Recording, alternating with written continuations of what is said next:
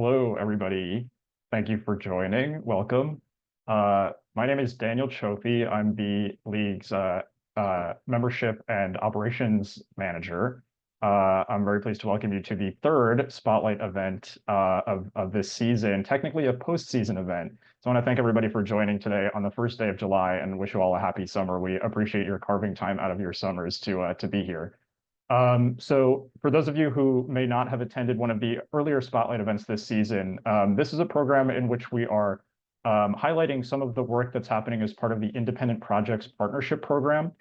Independent Projects is a grant program that the League offers in partnership with the New York State Council on the Arts. It offers grants of $10,000 for individuals or teams to pursue a design topic through creation or research.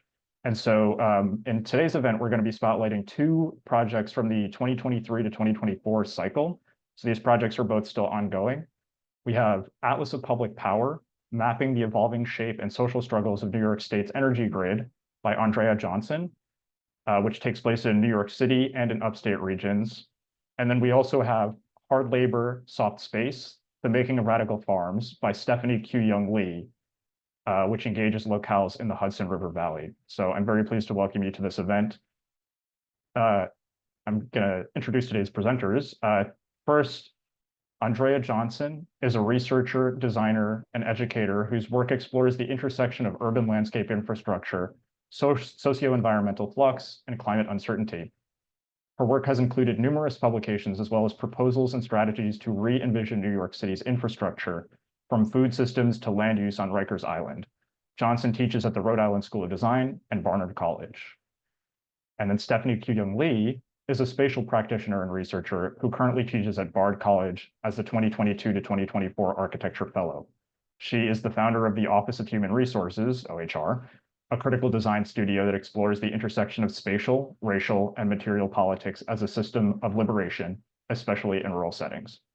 So I'm very pleased to welcome both these presenters today. We're going to be hearing first from Andrea, and then we'll follow with Stephanie Kyuyoung Lee. And then we'll have a moderated Q&A and conversation to close out the program. So if you have any questions that you would like to ask us, you are welcome to put those in the Q&A. Just please use the Q&A feature, not the chat feature for today's webinar. We'll be monitoring that throughout, and we'll be selecting some questions to ask of our presenters after both have had the opportunity to share a little bit more about their work. So with that, I'm very pleased to welcome you all. I'm going to turn it over to Andrea for our first presentation.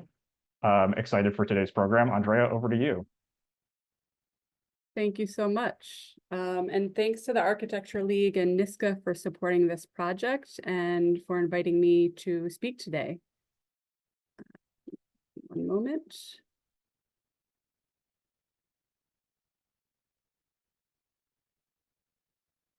All right. So what I'm going to be presenting today, the Atlas of Public Power, is very much a work in progress. And for some background information and acronyms, 1 year ago, the Build Public Renewables Act was passed, which is one of the country's most ambitious clean energy and climate justice laws. Currently, NYPA's main operation is in hydroelectric, as you can see in the image on the right.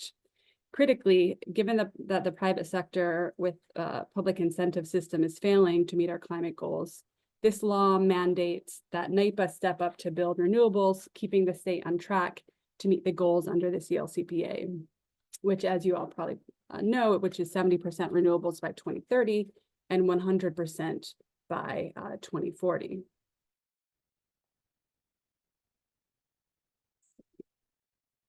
So the BPRA was passed thanks to a 4-year organizing campaign by the Public Power New York Coalition, which is a coalition of groups across the state, including political, environmental, justice, labor, and clean energy organizations. The BPRA has gold standard labor and EJ provisions written into the law. Over the past year, I've been working with one of the main organizations, the Research Committee of NYC-DSA, on the implementation campaign. Even though the bill was already passed, we all know that it takes continued advocacy to ensure that the implementation is rolled out in a way that is just, equitable, and inclusionary. So the atlas that I'm developing includes these 4 main booklets or zines, which will be available online and will be linked to a series of interactive web maps. The first includes historical mapping of the history of public power in New York. And the last three are intended to support the coalition's advocacy work and also to generate awareness and interest among the public or folks interested in climate and energy justice more broadly. So I think each of these zines could be its own project, but I really wanted to look at sites and issues across space and across New York State, because the process to decommission the peaker power plants is very much interconnected with the need to develop utility scale solar in upstate regions. So I'm going to preview the 4 sections. In the beginning of the grant period, I traveled to several of NYPA's existing hydropower facilities, including Niagara and Blenheim Gilboa outside of Albany, to learn about the history of these public work projects and how they have engaged the public, in quotation marks, historically.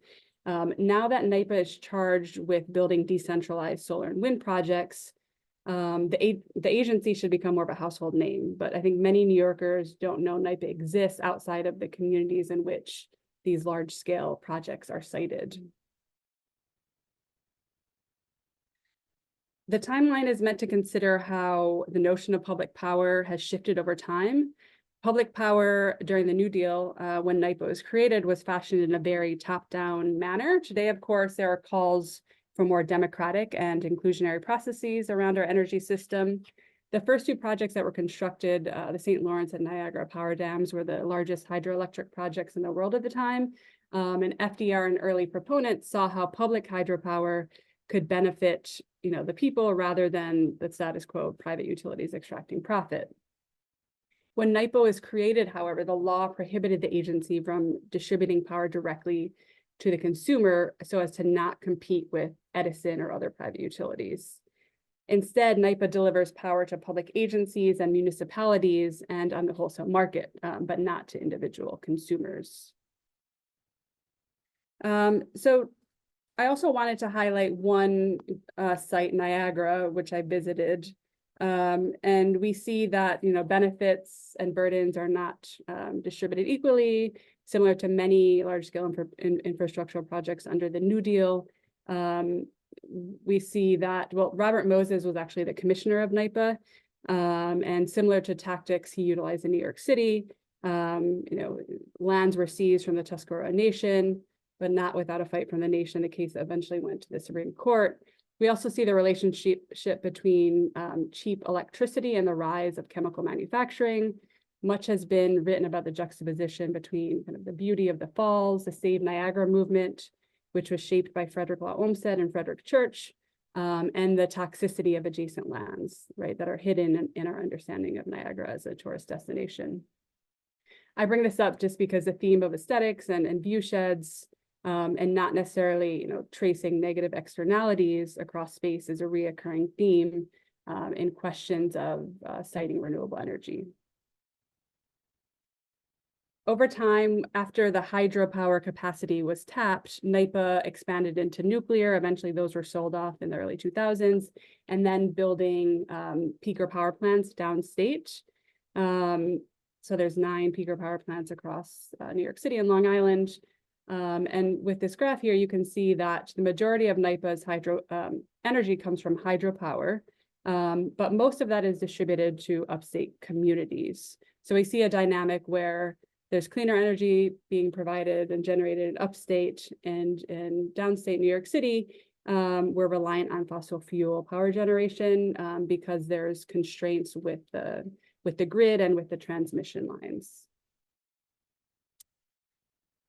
So this map shows the current scenario that we find ourselves in, where we see a lot of private renewable energy development cancellations. So you all may have heard of the recent offshore wind project cancellation. This crisis kind of extends into other large-scale utility projects, and the cancellations are represented on the map in squares. Private developers have canceled their contracts for many reasons, including profit incentives, global markets and supply chains, and rising inflation. With the BPRA, NYPA, which doesn't have to answer to investors, can play an outsized role in renewable energy development. And then these graphs just reiterate that we haven't been making progress on meeting the CLCPA targets. We actually have less renewable energy proportionally compared to the non-renewables in 2022 as we did in 2014. The increase in solar generation has come more from distributed solar, like rooftop solar. But as I'll be discussing and as I'm focusing on, because NYPA is really going to be responsible more for utility scale generation, there really hasn't been a lot of progress in projects like these. These are a lot larger projects, 20 megawatts, which would take up about 100 acres of land. And just to note that the Public Power Coalition is recommending that NYPA build 15 gigawatts of energy by 2030 to kind of fill the gap where the private sector is failing. And that would be about 750 projects equivalent to this scale, which is about 20 megawatts. But this energy will be distributed across different technologies and different sites of different scales, but just to give you a sense of kind of what we need to build. So the second kind of guidebook is a field guide to public lands, and this is meant more for organizers with the Public Power Campaign, folks across the state who are interested in bringing NYPA to develop projects in their communities. And I've identified several different typologies. This is not an exhaustive list, but there are some low-hanging fruit projects, such as developing projects on SUNY and CUNY campuses. NYPA distributes power to public agencies, such as CUNY and SUNY, NYCHA, the MTA. So it makes sense that, you know, these are already customers and they consider kind of these agencies more as partners in developing strategies for climate resiliency and for clean energy. And then also sites where there wouldn't be very much public opposition, former industrial sites, vacant malls, decommissioned jails and prisons. And I've started to map out, so the idea is that these books are linked to online maps. And what's great about the ArcMap online is that you can display different data sets at different scales. So the idea is that there's like 3 or 4 different scales and kind of new relationships are being revealed. This first map just looks at all the SUNY campuses, and a majority are located next to environmental justice areas, and they form a network, a constellation across the state. NYPA could consider partnering with SUNY campuses to build utility scale solar on parking lots and also kind of networked geothermal, which could provide benefits to communities that are nearby as well.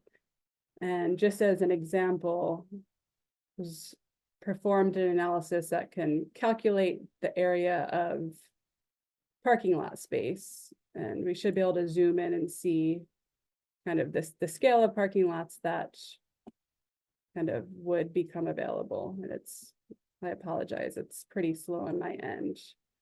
But this kind of just gives you a sense, whoops, I have to go back.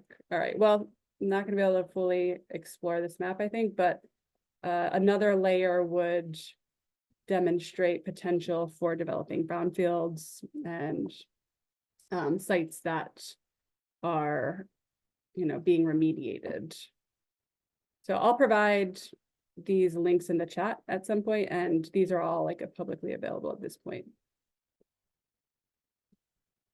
And this is just an example of kind of a page in the field guide, which identifies potential stakeholders, benefits, challenges. The goal here is to kind of identify sites that organizers could consider, you know, to advocate for NYPA to develop, but also kind of understand what are the processes for NYPA to develop these types of sites. So the next area of focus is advocating for NYPA to buy out some of the canceled projects. And as I mentioned before, projects are being canceled for a variety of reasons. Related to project financing. There's not enough spaces in the grid. So oftentimes developers will submit to interconnect with the grid, but that doesn't go through, so they cancel their project. Environmental permitting, siting, and then there's an array of reasons for public opposition to projects. This next map explores, we looked at all of the projects that have been canceled, and where you see the dark black circle, we've documented some form of coordinated public resistance. We definitely see a pattern where, well, these gray polygons represent towns where there have been ordinances passed that restrict renewable energy development. We see a relationship between kind of more affluent communities passing those ordinances. And zooming in, we can start to see the reason for some of the public opposition, and it's not as straightforward just as complete NIMBYism. There's kind of legitimate concerns. Residents don't feel that they have a voice in the process. There's environmental concerns, and I think the benefits have not been fully articulated.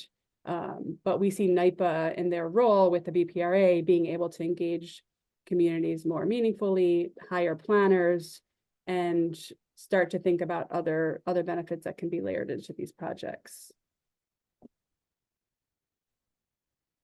And I'm focusing now on several projects that were developed in the Hudson Valley, and one that has seen a lot of public opposition, but also support, and is still in the process of being developed.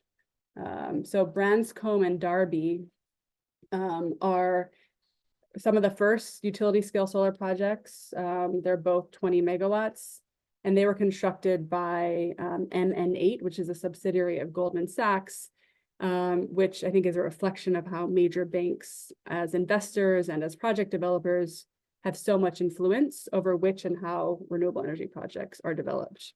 I visited these sites as well as Copake.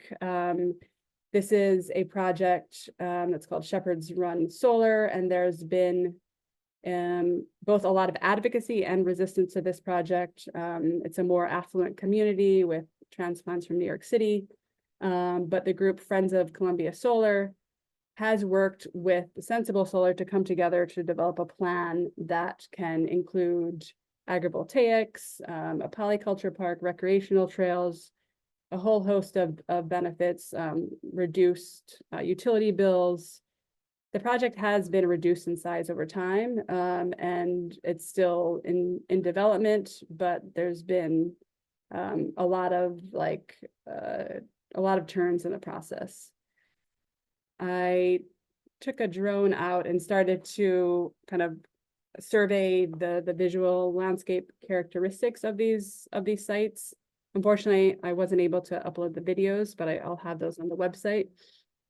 The Goldman Sachs project was actually designed, I think, quite nicely. There's multiple buffers. There's a pretty large offset from the road.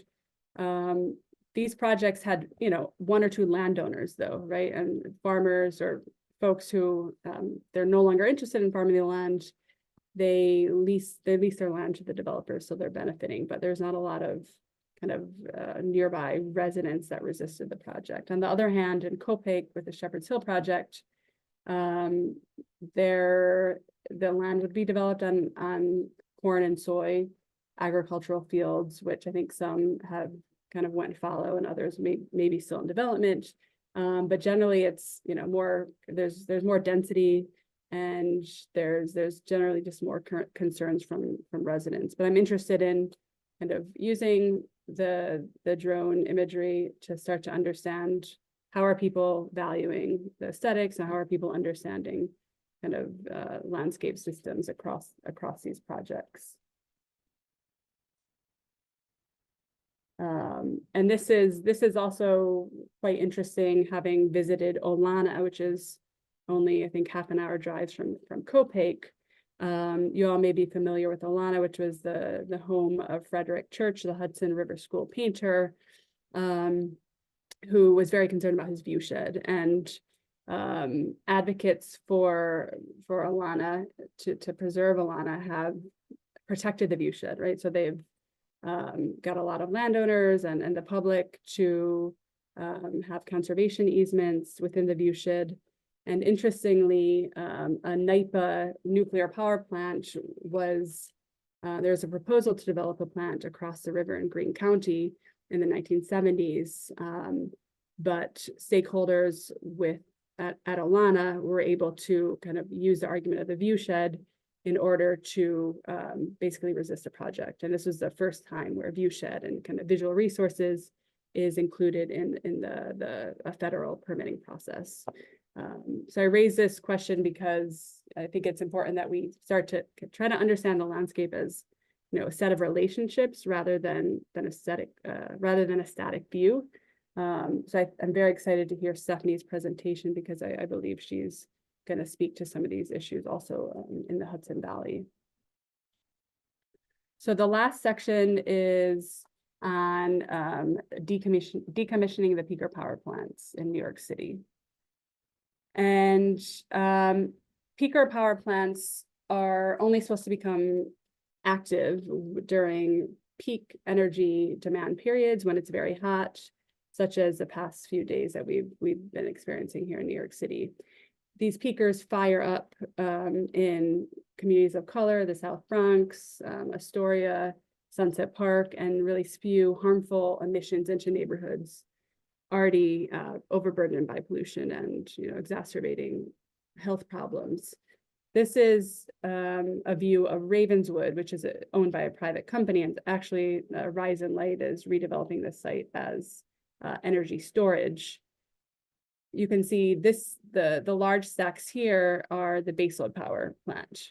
The peaker power plants are down below, and they use a single cycle turbine engine, which means they're able to come online very quickly, which is a benefit when we have spiking energy demand.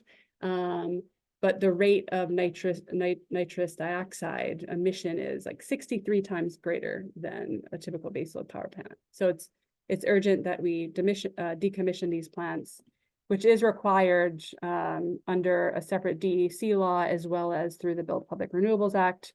Environmental justice organizations with the Peak Coalition, as well as South Bronx Unite, have been advocating for the closure of these plants for years, and they were really instrumental in bringing about the law that requires that we decommission these plants by 2030.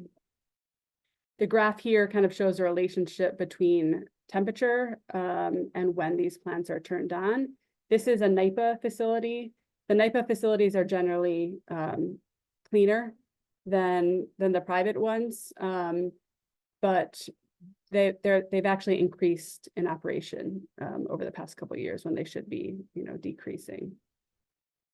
I think I'm coming up against a time limit here. So I'll just kind of zoom through these last slides.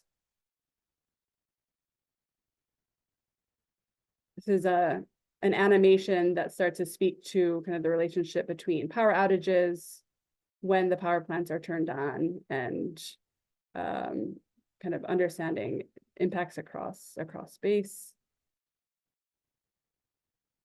And then the last online map demonstrates that there's actually a lot of publicly owned buildings within the radiuses of the peaker power plants. So we could develop decentralized solar and develop batteries on these sites, essentially. So and also there's a potential of creating more continuous waterfront access. Thank you very much. And if you're interested in kind of learning more, becoming involved, you can check out the Public Power Coalition and the DSA Eco-Socialists. Thank you.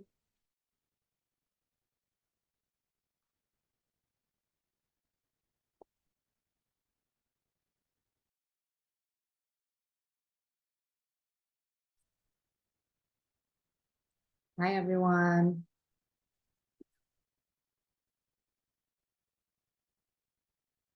I just want to make sure that everybody can see my slides. They're working.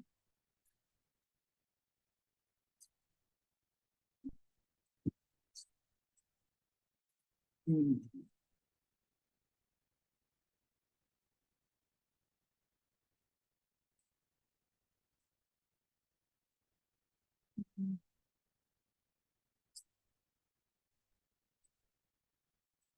Hmm.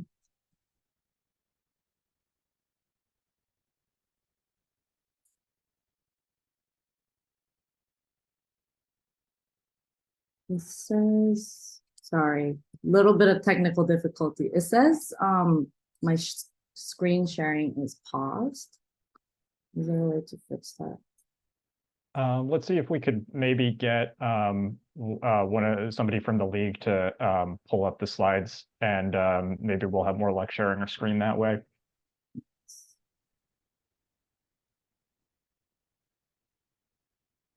Thank you for this good coordination. All right, no worries. Yeah, anyways, Perfect. I'm sorry about that, but thank you, Andrea, for such a poignant presentation. I'm really excited to talk more about upstate politics. And I'd also like to thank Dan and the rest of the Architectural League and for inviting me to speak about my work and proposal for the independent project grant. Next, should I just, yeah. So I'm a designer and teacher based in New York, and I operate the Office of Human Resources, which is a project I started in 2020, really as a way to think about how to critically engage architecture, a discipline that is entangled with bureaucracy and professionalism. And so next, please. Another one. And so since then, I've combined teaching with my design research practice as a way to interrogate these different modes of labor beyond design. Next.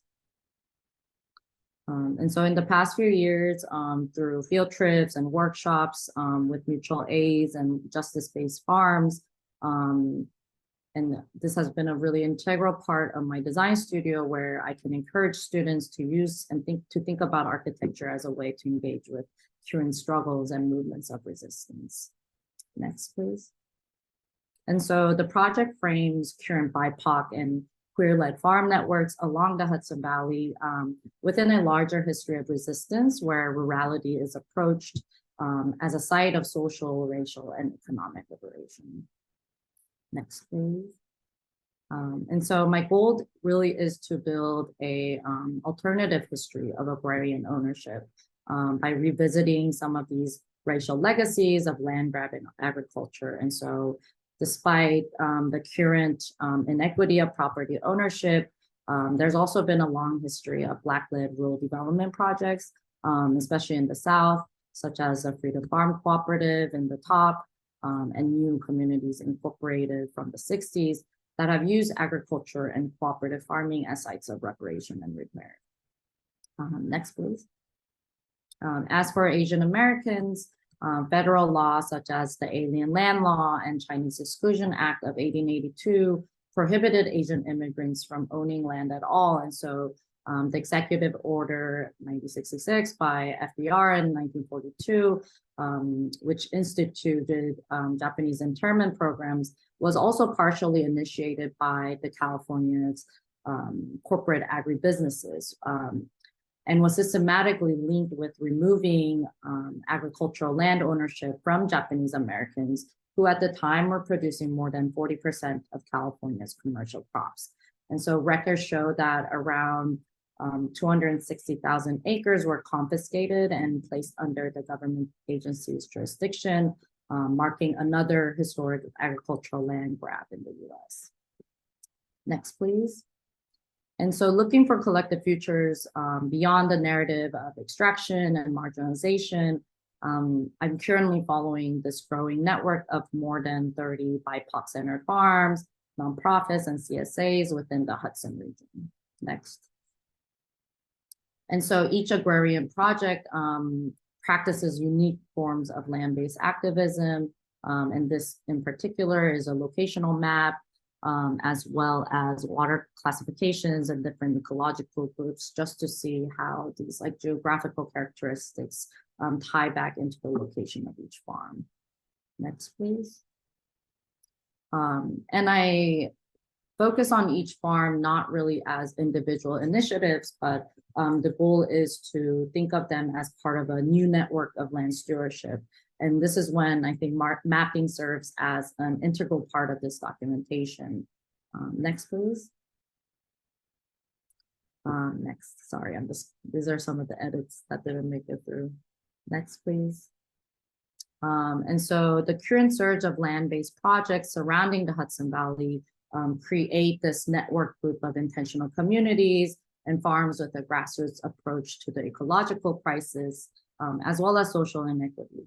And so this is sort of a farm network diagram mapping that I've created, showing the different relationships between the farms and the organizations, such as whether they co-host a CSA together, or whether they were they create a sort of food and farm sovereignty network, or if they are just within their same mutual aid community.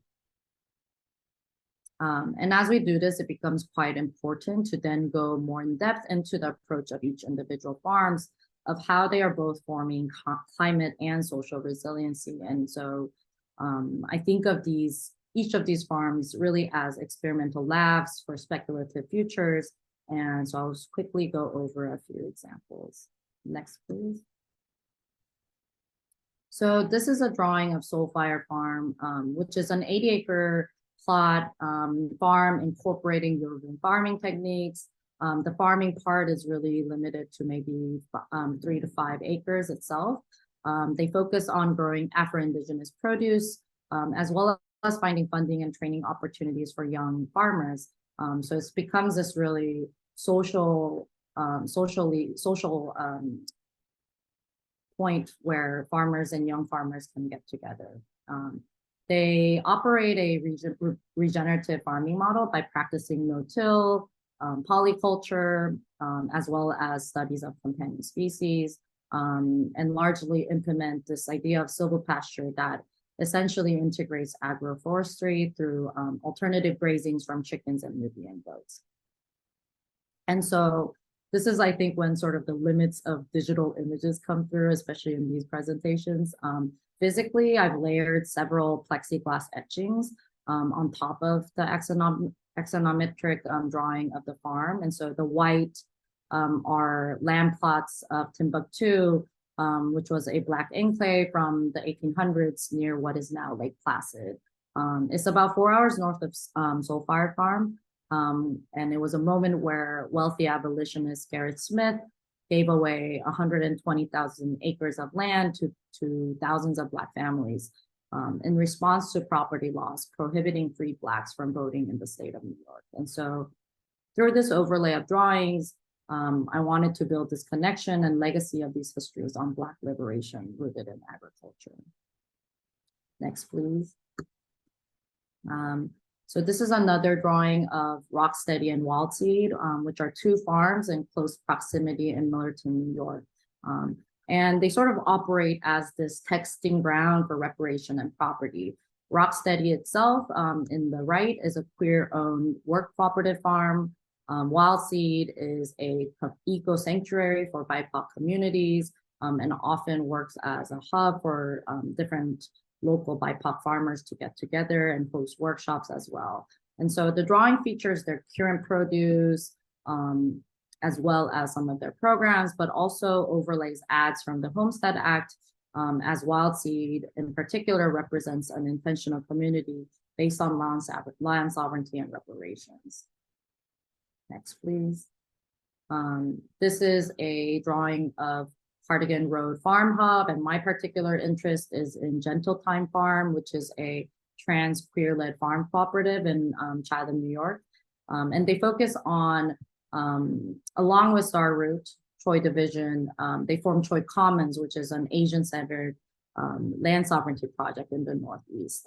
And they focus on producing Asian American agricultural varieties, and also taking this movement to aid multiple anti-gentrification efforts in Asian communities, as well as feeding elders in Chinatown. Next, please. And This is Sweet Freedom Farm, last but not least, which is a Black-led abolition farm working to provide fresh produce into correctional facilities such as, and they work closely with Sing Sing Prison. They also plant sorghum and collect maple syrup to honor past abolitionists who use maple syrup as an alternative to sugar. And so the current drawings and texts are centered around this abolitionist practice, as well as their farming project. Next, please. And so produced through field research and in-person accounts with the help of the grant, this growing map shows farms, incubator programs, and coalitions that create almost a constellation of radical farm strategies, hinting at a wider regional narrative of farming. And so projects mentioned are really a moment that is created to counter our current racial capitalist realities. Next, please. So as part of this project, I was at a moment struggling with the limits of architectural representation, and I'm glad to talk about that later as well, especially with Andrea. And so as part of the project, I proposed a dinner event and revisited this idea of building a space of gathering as a tool for commoning. Next, please. And so taking cues from domestic objects that facilitate sharing, I created a Lazy Susan table made out of agricultural waste, in this case, particularly hempcrete. Next, please. Lazy Susans were first patented in 1891 by Elizabeth Howell. Next, please. And these rotating circular platters came to define communal dining at Chinese American restaurants by the 60s. Next, please. And so the top panel rotates around to share the food, but also to disrupt usual seating arrangements, breaking and resituating social movements. Next, please. And I created a short video of a recent dinner I curated where local farmers of color gathered around the hempcrete table with a spring menu by the local chef, Zion Hodge from Beloved Kitchen. And so with members and founders of the Palestine Heirloom Seed Library, Sweet Freedom Farm, Mumbit's Freedom Farm, and everybody from the drawings that were mentioned before. This event was organized as a tool to document the conversations and discussions on race and utopia, and sort of to create this, resituate this like organicness of how these networks are being formed. Next, please. And so through the grant, these maps, drawings, and video pieces are currently on view at Citigroup if you're in New York City. It'll be on view for the next month or so. So it would be great if anybody is interested to check it out in person. Next, please. And so that's sort of the gist of my quick presentation, and I'm happy to open the call for other questions. Great. Thank you, Stephanie. And I'm going to ask Andrea to come back on video so we can start the conversation. Thank you both. That was really fascinating. I want to just take this opportunity now to remind everybody who's viewing to put your questions in the Q&A. We're going to just have a kind of free-form discussion for a few minutes here. And I'll kick it off by stating the obvious. Maps. So if for those of you who may have been here for some of the past events, there's not so much synergy to all of them, but for this one we have that benefit. So I guess, you know, being that we're all kind of design people here, I wanted to start by asking you both to talk a little bit about how you came to the kind of like visual solutions that you did. And in particular, because, you know, but we were joking prior to the start of the webinar actually about kind of layers loading and things like that. And I think what it really speaks to is the density of information that you're both working with. So I'm curious to hear from both of you, you know, what kinds of design decisions you made or why you chose the kind of visual form that these are taking now. But also maybe a little bit about the kind of challenges of representation that you ran into, or maybe conflicting data that you had to try to resolve, or decisions that you had to make about what made it into the maps and what didn't. So maybe we'll start with Stephanie, just because yours is a little fresher in our mind, and then we can turn to Andrea. Yeah, no, thank you for that question. I think that initially I had wanted to right, like the farms that I and most of it was done through field research, and so in visiting and thinking about and talking with the farmers, one thing that we all noticed was that we didn't really understand how socially and colloquially we understand it, but to actually think about this as in a geographical sense, there was a disconnect. And so creating the network map was something that everybody had talked about, and we had discussed how to create it, and sort of got mapped around that idea and conversation of this need to understand it physically. But one thing about the drawings was also that, like, how do we create this changing, right? It's never very static. And so how do we understand and create something that represents this, non-linearness of these relationships? And that's something where I feel like in Andrea's maps, it really came alive a bit more, especially in terms of the timeline and understanding how each of these places have changed and formed, and you can update it frequently. And so this is sort of an idea of, it gave me an idea that, oh, like maybe this needs to be something more interactive and something more open source. So thank you so much, Andrea, for sharing your work. Yeah, and Stephanie, I was very inspired by your kind of the bottom-up mapping approaches, which is something that I would like to integrate more with this project.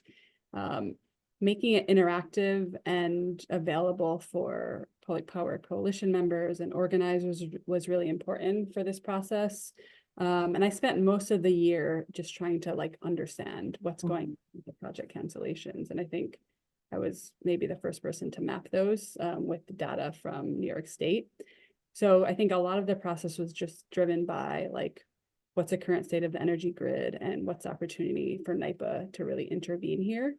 But I would like to really take this to another level and do have interviews and get more local voices on the ground featured. I think that would be really important. And because I teach critical cartography, and I would always, ask my students to do questioning the data sources and how do we actually start to draw more stories from, grassroots actors.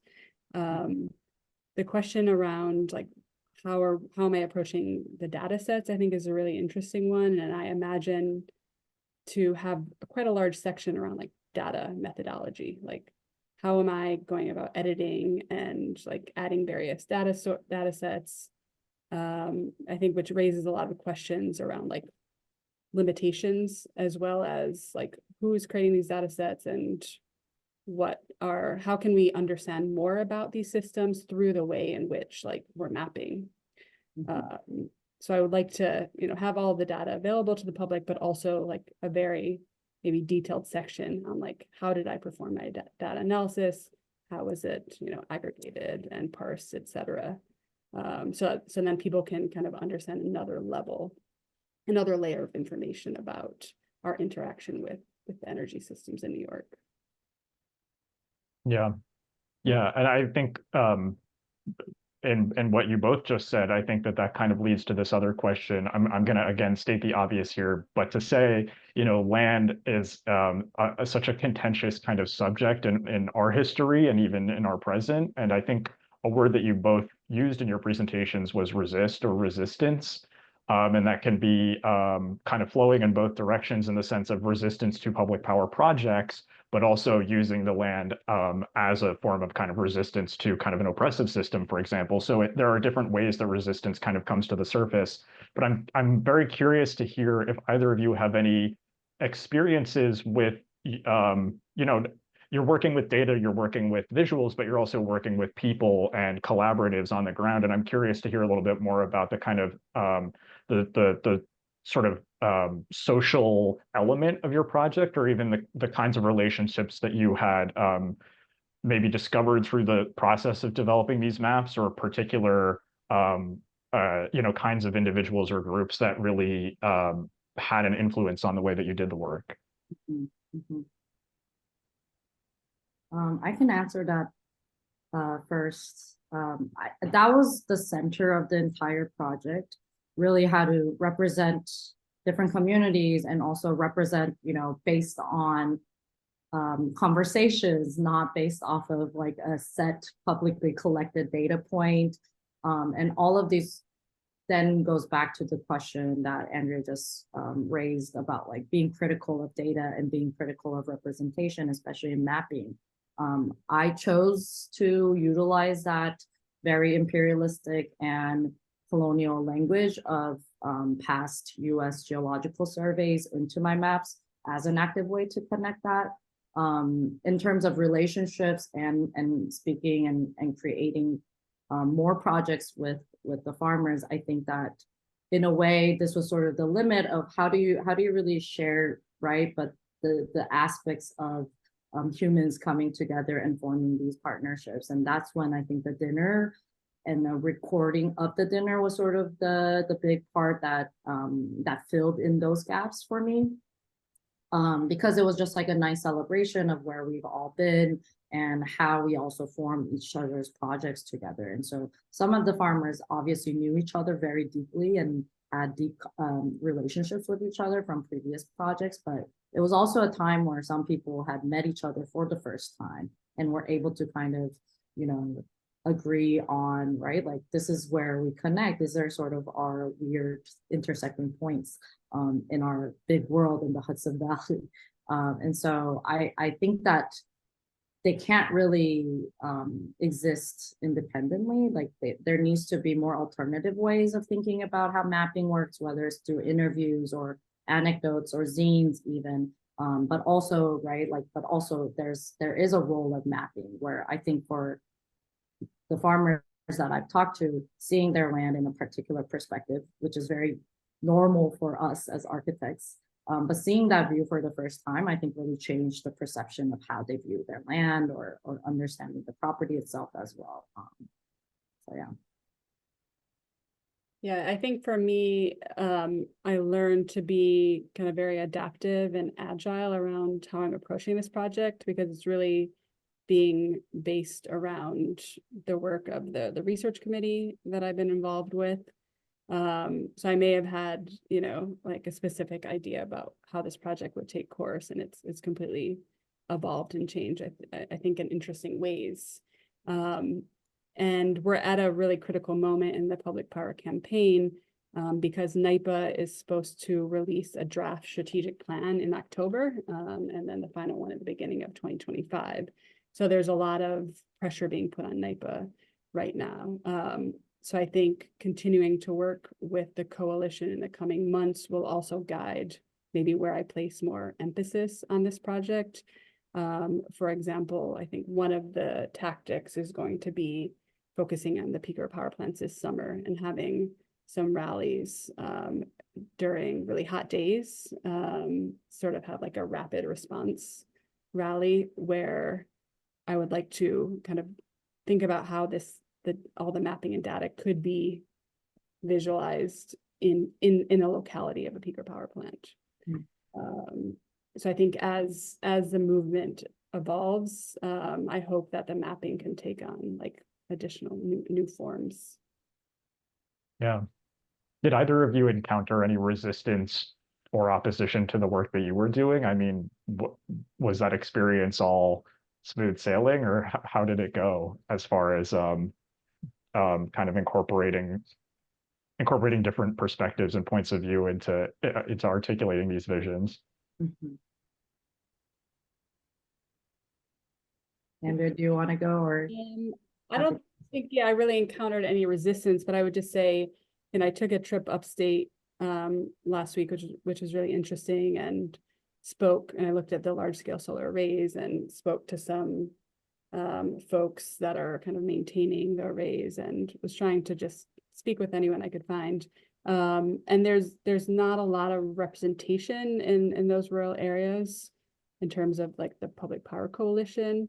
So I'm interested in trying to like move beyond like binaries between upstate and downstate and like NIMBYism and like yes in my backyard. But I think it's been difficult for me to find you know, moments to really engage rigorously with folks in rural communities because I'm not there, and because they're not in the same like organizing circles. So I think that's a challenge for the coalition moving forward. Mhm. Yeah. I appreciate your mentioning of downstate. I think the upstate downstate terms sort of represent some of that, the different localities that happen when you're up there. For me, it definitely took time, but I was based in Hudson for the past few years, and so it had to be developed under trust and understanding that this has to be a mutual project. And I think that I'm still, under that impression of how do you continue to develop this so that it can aid to perhaps like farm bills or policies that are happening at rallies in Albany. And so, but that's a great question. I think in terms of resistance, it wasn't so much as resistance, but more as maybe like a little bit of curiosity and alienation, because architects don't, in an understanding, I think, of the field, everybody was sort of like, oh, how does architecture really relate to this, right? Like, how does architecture relate into the land politics or talking about property? And so I think in developing these drawings and representation, it sort of came up a lot about how does this serve the farming community? How would this, right, like become a bigger project than just a representational project? And so that's a constant conversation, and it's definitely been developed into more ideas of trying to show these precarious communities, because a lot of them struggle with not just financially because they operate as nonprofits. They also most likely do not own the land that they sit in. There's also a lot of political, obviously, binaries that happen upstate. And so Street Freedom Farm, for example, was a little bit hesitant to have their location specifically on a map because of the politics of that area that is very pro-Republican. And so things like that were moments where I just had to learn to be more reflective and flexible. I have one question, Stephanie. I'm curious, like how your mapping might have shifted people's understanding of the network. Yeah, no, that's a great question. I think seeing it visually for the first time, because everything has been done very, right, like human to human, or, understand how you have like an idea of who's in your community, but actually seeing it in a much larger network through mapping was really eye-opening for a lot of people, and also understanding, wow, like there are consecutive things or things that are happening simultaneously that we weren't aware of, and so that was, I think, a big changing moment I would like to think of it. And then we can move on, right? Like how then can we develop this into a much larger network? Because there's even right beyond Hudson Valley, there's so many BIPOC farms that are happening in the South, within California, within the Northeast, beyond the state of New York. And so I think this will just be like a growing project, hopefully, in the future. Yeah. I'm just gonna do a quick last call for questions in the Q&A. It's fine if we need to take an extra couple of minutes to answer some of those, but it's just a final reminder for any attendees who want to pose a question to one of our presenters. So I mean, as we're talking about that, I think that, Stephanie, what you just said is a really good segue into this question of the kind of future of this work. Your grant period for both of your projects is going to be ending in the next couple of months, but clearly, the work of mapping and recording data like this is never done. And I'm curious if you have given any thought to possible futures, whether this could, futures or even a kind of broadening of the kind of techniques that you've developed to other places, and like how transposable you think that is at this point. I think there's a lot of directions that I could go, and it will definitely continue past this summer. I think there's just a basic need of like tracking renewable energy development, because the way that New York State publishes the targets being met can kind of obscure that we're actually not making a lot of progress. So just like mapping what projects have actually been constructed and who's benefiting, I think would be valuable to the movement. I also think depending on how the Power Authority approaches the BPRA could help inform an iterative approach. I think there's a lot of uncertainty around how they're going to be partnering with like private developers and how they're going to be engaging communities. So I think I would like to see how everything is evolving to try to kind of, I think, use the mapping to try to push NYPA to really take on a progressive role. And there's, I think there's a lot of doubts about that because there's a lot of bureaucracy. They don't have a lot of experience, like, engaging at a local level. So trying to find ways through mapping and through engaging with folks on the ground to kind of really unpack and kind of visualize local conditions across different sites. I mean, I think in my end, just to go back to some of my earlier answers, I think that Andrea's idea of really being able to show and express and represent some of that dynamicness of this changing network will be a future of this project. It's definitely same with me. I don't think this will be a ending right on August.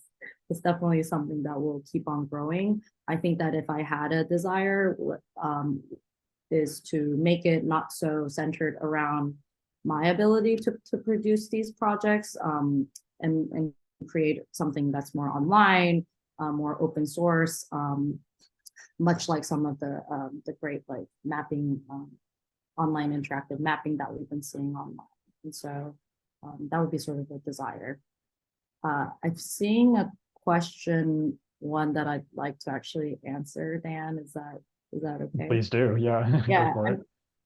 It was asking about, how do we decide what to include in the maps? It's so easy to accidentally exclude away particular data and research, especially as a quote unquote outsider.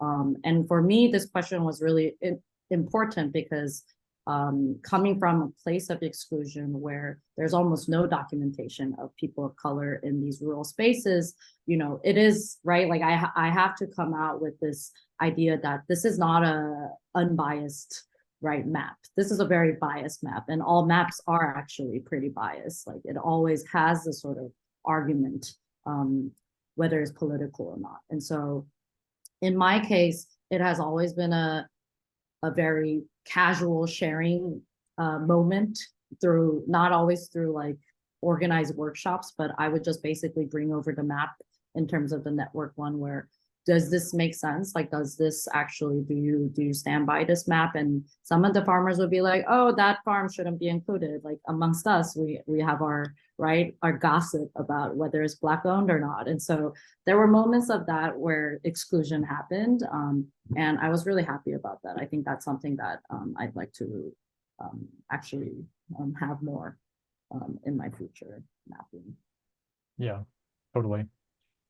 This question really kind of brings us full circle back to the question we opened the conversation with. I don't know, Andrea, do you want to say any final words just in response to that question about how you decide what gets included, what gets excluded, and how your kind of status as potentially as an outsider informs that? Yeah, I mean, I totally agree with Stephanie that mapping is inherently a subjective process, and we need to be kind of transparent about our positionality and how we're approaching, which data sets to include and which to exclude. I think finding ways to incorporate public power, like all this activism that has really led to this movement is something that I would like to do in this project. But I have been focusing on sort of unpacking actually like the physical energy network and constraints around the BPRA. But finding a way to integrate local voices seems really important.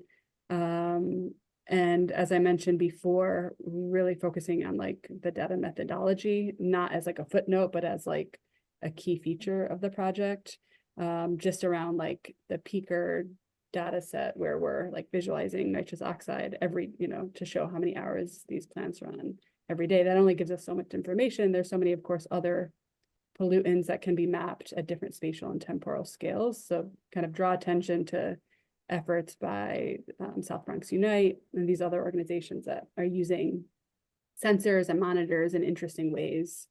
So maybe kind of pointing folks in the direction of other projects and kind of really innovative practices that are going on could be a strategy to incorporate more layers into the project. Yeah, we didn't really get into the matter of the kind of people viewing this map or the kind of intended audience for it. But I think that we can say that these projects are ongoing, and certainly, Stephanie, your exhibition is up now, right? And Andrea, you've got these the maps online that we can share. The point being that they're out in the world now, and I think that a lot of that information about how people interpret them or what kinds of what kind of new questions they open up is very live right now, and I'm very curious to see where that goes. It's definitely a big part of the spirit of this grant program. So we're gonna conclude it there. And we do have a few audience questions about links to the maps. I think we can probably send an email to all attendees to those. I think we can do that. So we'll put an email out to everybody who's here today. And we also do have a couple of recommendations on people you might want to reach out to in the Hudson River Valley area, so we can make a note of those as well. But I want to thank everybody for being here today. We're gonna wind down the program for today, but obviously there's still work to be done in both of these projects, and there's a lot of exciting stuff happening on the ground. So do keep an eye out for that. And for everybody who's here, thanks again for taking time out of your summer schedule to join. I hope that you found this as interesting as I did, and I just want to wish everybody a happy holiday week. Happy July and August. The league will be back with more programs in the new season, so stay tuned for all of that, and stay tuned for more information about the next upcoming cycle of independent projects and announcements of the recipients for the 2024 to 2025 cycle pretty soon. Thanks again, everybody. We'll see you soon.